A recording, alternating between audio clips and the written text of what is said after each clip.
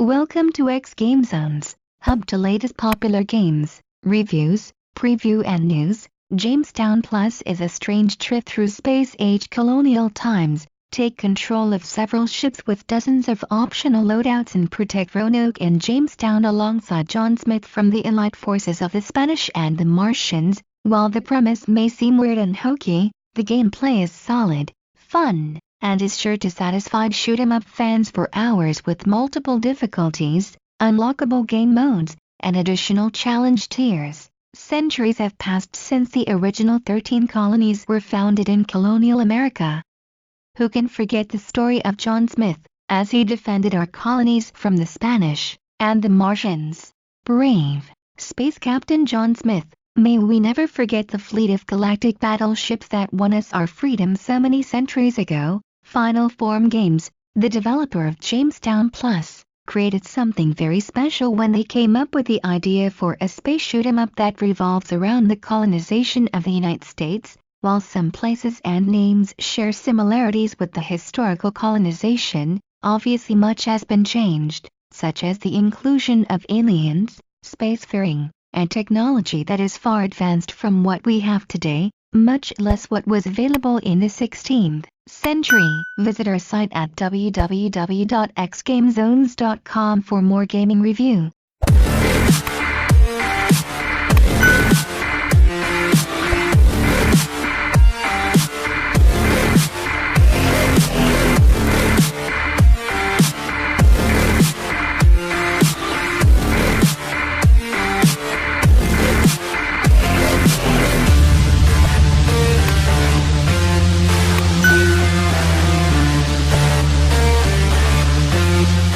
Jamestown Plus. The peculiar premise is definitely something different, and lends a strange but firm backbone to the illusorily tricky combat. Shmups are usually one note in practice. Generally, you start with a singular character or active attack, and you pick items up as you progress to change how you battle your enemies. In Jamestown Plus, you actually have a wide variety of ships, some of which require you to complete certain levels and difficulties in order to unlock them. In addition to unlocking ships, you'll also be able to unlock different attacks, so you can build a kit that works best for you, or for the particular level you are about to challenge. In fact, building your ship or utilizing one specific tier level is fundamental to completing them effectively. In the main story mode, there are some enemies and bosses that I found exceptionally tough to beat when I utilized simplistic, yet powerful, frontal assaults.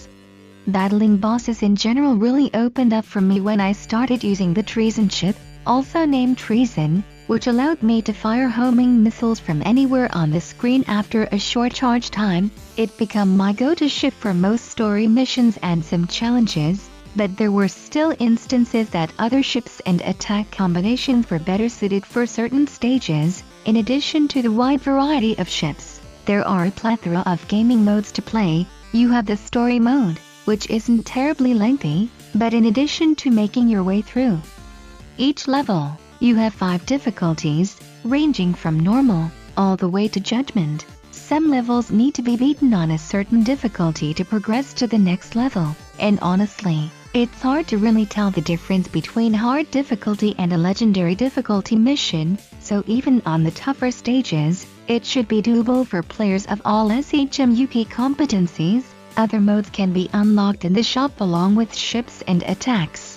The Gauntlet is one such mode that you'll be able to unlock pretty early on, which pits you against back-to-back missions for increased rewards. The gold you earn will be used to unlock more modes, more challenges, and more ships as you progress. The gameplay itself is actually fairly exciting. There are some levels that inundate players with so many enemies that it's hard to keep track of every laser, every block and position of everything coming at you at once, that sometimes it's simply luck that gets you through some tough spots. Not everything has to rely on luck though, as earning points and utilizing your Vaunt mode will enable a short-term force field and increased firepower, both of which are necessary if you wish to survive and not use any of your lives or continues. For those that want to take on these missions with a friend, you can actually bring in up to 3 other players, and have them aid you to keep your colony safe. Unfortunately, The multiplayer is not a true online experience,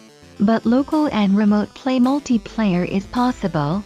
For those that aren't interested in multiplayer but still want to show off your starfighting prowess, leaderboards are available so you can submit your information and see how you stack up with the rest of the community. This version is strictly for demonstration purposes only.